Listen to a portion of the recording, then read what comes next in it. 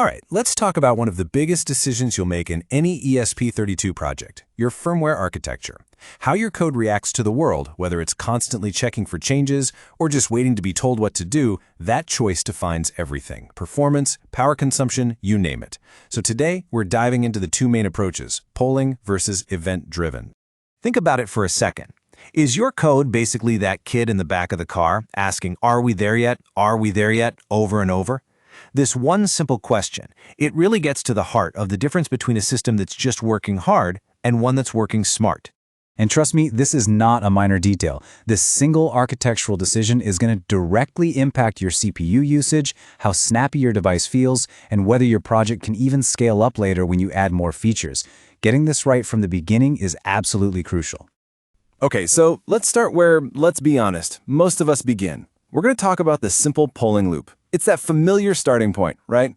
It's simple, it's intuitive, and it's probably the first thing you ever learned when you got your hands on an embedded system.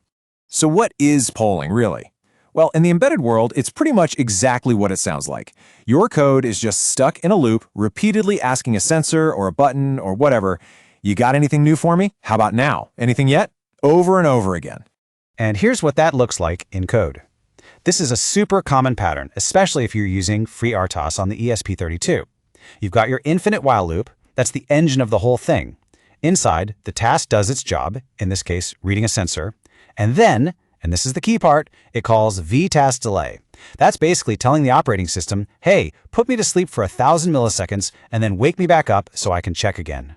And this just nails the core behavior. The CPU is actively and constantly involved. It's never just sitting back waiting for a signal, it's always on a strict schedule, waking up just to ask that same question again and again.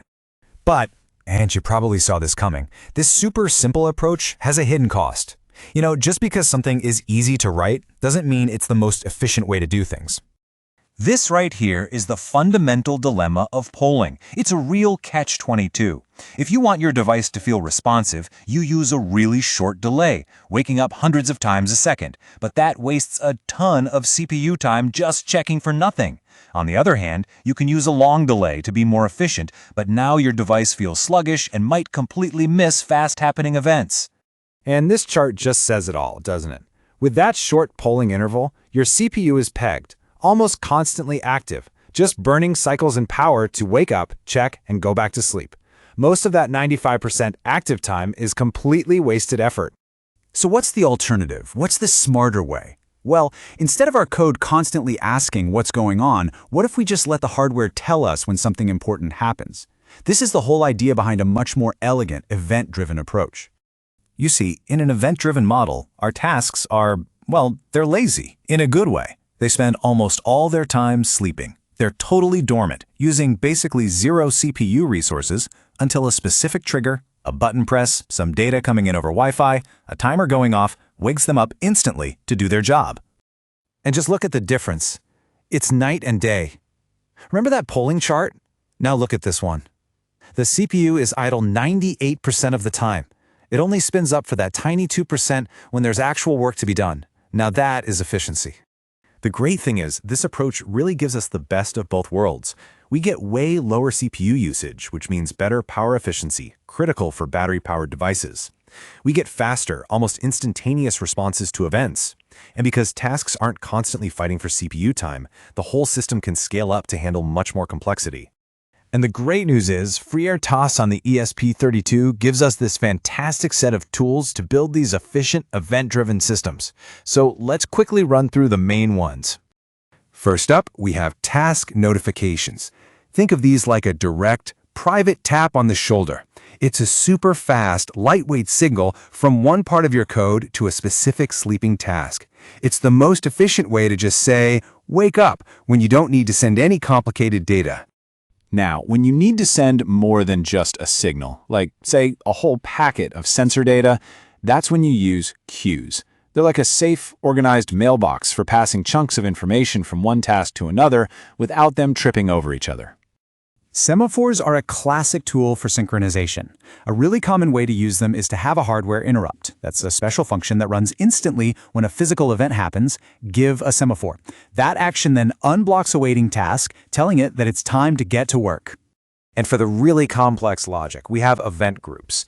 This is the tool you pull out when a task needs to wait for several different things to be true all at once. Like, for example, waiting for both the Wi-Fi to connect and the MQTT client to be ready before it moves on. Okay, we've seen both sides of the story. Let's put them head to head to make the choice crystal clear. This table pretty much sums it all up. Polling is simpler to write, for sure, but it costs you in higher CPU usage, higher power consumption, and it just doesn't scale well. Event-driven design takes a bit more thought up front, but the payoff is huge. Lower CPU usage, immediate responsiveness, better power efficiency, and it's far more scalable as your project gets bigger.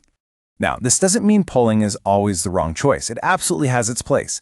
For instance, if you're working with some hardware that just can't generate an interrupt, or if you have a really simple system where you need to check something at a very predictable fixed interval, polling can be a perfectly good solution.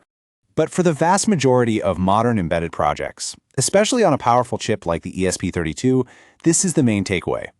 For any event that happens unpredictably, a user presses a button, a message arrives over the network, an event-driven design is almost always going to be the better choice.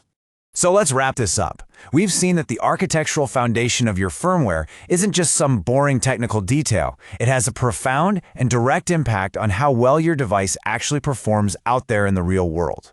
And that leaves us with one last question for you to think about for your own projects. By choosing the right architecture, you can move from a system that wastes energy constantly checking for work to one that rests efficiently and reacts instantly the moment it matters. Is your firmware working hard or is it working smart? The choice is yours.